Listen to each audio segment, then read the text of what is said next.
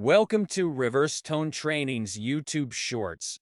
Today, we'll discuss how to pay off debt faster. Let's get started. Tip 1. Assess your debts. List every debt you have, noting balances, APRs, and required minimum payments.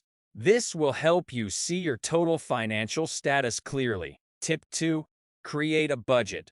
Keep track of your earnings and outgoing costs to find places where you might make savings. Allocate those savings towards debt repayment. Tip 3. Prioritize your debts. Consider using the snowball or avalanche method. The avalanche technique goes after loans with the highest interest rates, while the snowball method prioritizes paying off the smaller obligations first. Tip 4. Increase your payments. Pay down each loan for more than the minimum amount owed. Every extra dollar helps reduce the principal and shortens the time it takes to pay off the debt. Tip 5. Generate extra income. Explore ways to increase your income, such as freelancing, part-time work, or selling unused items.